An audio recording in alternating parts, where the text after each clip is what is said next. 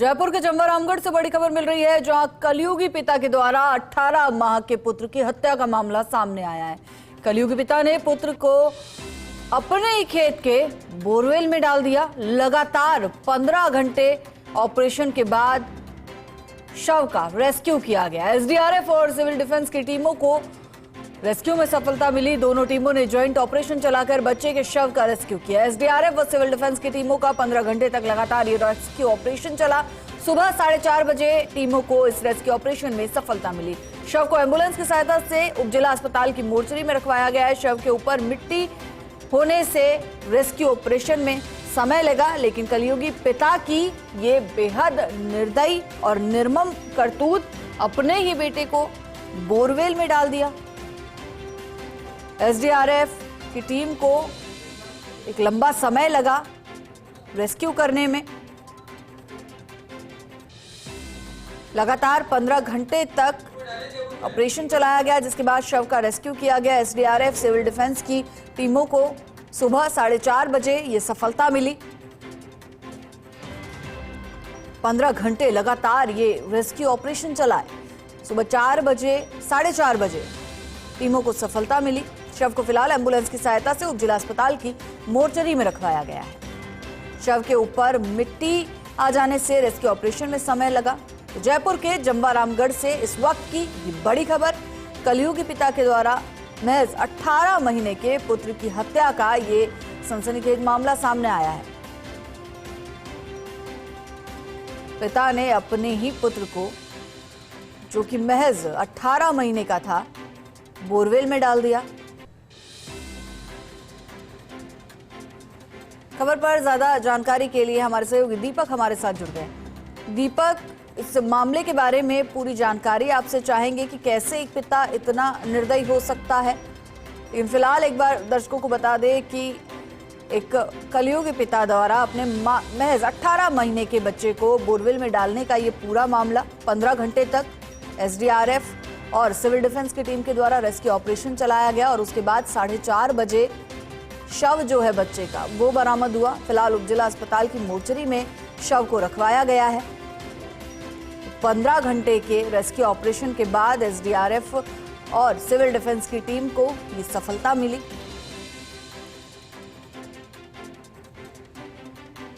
दीपक हमारे साथ एक बार फिर से जुड़ चुके हैं। दीपक का रुख करेंगे। दीपक, कैसे कोई पिता इतना निर्दयी हो सकता है, इस पूरे मामले के बारे में आपसे जानकारी चाहेंगे। जी माधवी, बता दूं कि ये पूरी घटना जमवारामगढ़ के दीपोला गांव की है और एक कलयुगी पिता ने अपने ही पुत्र को अपने ही खेत की बोरवेल के अंदर डाल दिया। तो ये बोरवेल के अंदर डालने में 2 सवाल है। जो एक सवाल तो प्रशासन पे भी उठता है, दूसरा हम जो घटना चल रही है उसके बारे में मैं आपको थोड़ी जानकारी देता हूं दर्शकों को कि उसके बाद में जब पत्नी ने पुलिस को शिकायत करी कि उसने पिता ने अपने पुत्र का हत्या कर दी है, तो पुलिस ने त्वरित कार्रवाई करते हुए इसको पिता को हिरासत में लिया और कड़ी पूछताछ करी। पूछताछ के बाद में इसने पुलिस को बताया कि उसने पुत्र को बोरवेल में डाल दिया है। बोरवेल में डालने के बाद में उसने उसको एक साजिश रची पिता ने, उसमें बोरवेल के ऊपर मिट्टी भी डाल दी, शव के ऊपर उसको दफनाने की कोशिश की। इसके बाद में पुलिस वहां आई, पुलिस ने वहां पे गहन जांच करी तो पुलिस 100% ये हुई कि हाँ बोरवेल में ही शव है। वो पुलिस ने एसडीएफ और सिविल डिफेंस की टीमों को वहां बुलाया। दोपहर 12 बजे से दोनों टीमों का ज्वाइंट ऑपरेशन चला। बार ऑपरेशन करने के बावजूद सफलता नहीं मिल रही थी और जो मिट्टी पिता ने डाली थी वो मिट्टी रेस्क्यू में अड़चन कर रही थी। लेकिन आखिरकार पूरी रात ऑपरेशन चला और सुबह 4:30 बजे दोनों टीमों को रेस्क्यू में सफलता मिली।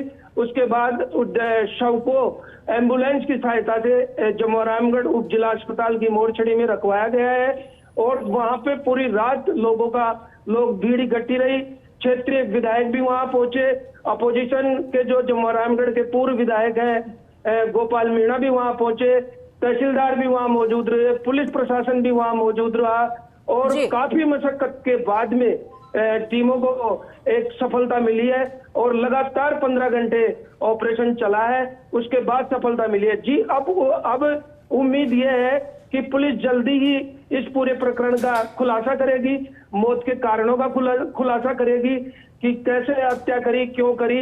हालांकि जो प्रथम दृष्टया है वो गृह कलेश सामने आ रहा है, लेकिन जब तक पुलिस इसकी पूरी पुष्टि नहीं कर देगी क्या कारण रहे, कैसे उसने हत्या करी, कैसे इतना एक पिता इतना निर्दयी हो सकता है, तो उम्मीद यही है कि जल्दी अब पुलिस एक प्रेस कॉन्फ्रेंस करके और इसका खुलासा करे।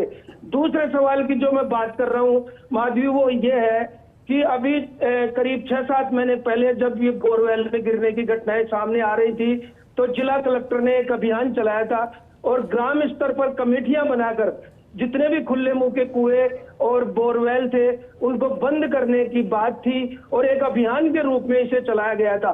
लेकिन जमुआरामगढ़ में फिर भी बार बार ऐसी घटनाएं सामने आ रही हैं। करीब इन 6 महीनों में चौथी या 5वीं घटना है ये बोरवेल में बच्चे के गिरने की। तो ऐसे में प्रशासन पे भी कहीं न कहीं सवाल उठता है। कल जब हम वहाँ मौके पे थे तो एसडीएम भी और तहसीलदार भी हमारे सवालों का जवाब देने से बच रहे थे माधवी। जी बिल्कुल। और ऐसे में दीपक, एक सवाल और जहन में आता है कि क्या पिता के द्वारा बच्चे को मारकर बोरवेल में डाला गया या जीवित ही बोरवेल में डाल दिया गया? सवाल लगभग जो वहाँ भीड़ इकट्ठी थी उन सबके दिमाग में आ रहा है और जो अभी पुलिस को उसने बताया है वो उसका ये कहना था कि रात को बच्चे की अचानक इसकी बीबी थी, जो इसकी पत्नी थी, बच्चे की माँ थी, वो तो 1 महीने से यहाँ थी ही नहीं। उससे तो पहले लड़ाई झगड़ा करके इसने उसको पियर भेज दिया था। लेकिन जो वहाँ लोग और जो इसने पुलिस को बताया आरोपी पिता ने, वो ये बताया कि रात को इसकी तबीयत खराब हुई थी, उसके बाद में ये डॉक्टर के ले गया। जब इसका शरीर ठंडा पड़ता हुआ दिखा तो इसने उसको बोरवेल में डालकर दफन कर दिया। हालांकि ये सब पुलिस अभी अनऑफिशियली बता रही है, जब तक पुलिस प्रेस कॉन्फ्रेंस करके और इसका खुलासा नहीं करेगी। और इसके अलावा एक बात यह है कि वो एक शराब का आदी भी है और बार बार पुलिस में भी ऐसा सूत्रों के अनुसार ऐसा पता चला है कि पिता बार बार अपने बयान भी बदल रहा था पुलिस पूछताछ में। जी बिल्कुल दीपक। और अब पुलिस जब प्रेस कॉन्फ्रेंस करेगी तब इस मामले का पूरा खुलासा हो पाएगा कि आखिर हत्या के कारण क्या रहे। बहुत बहुत शुक्रिया आपका इस जानकारी के लिए।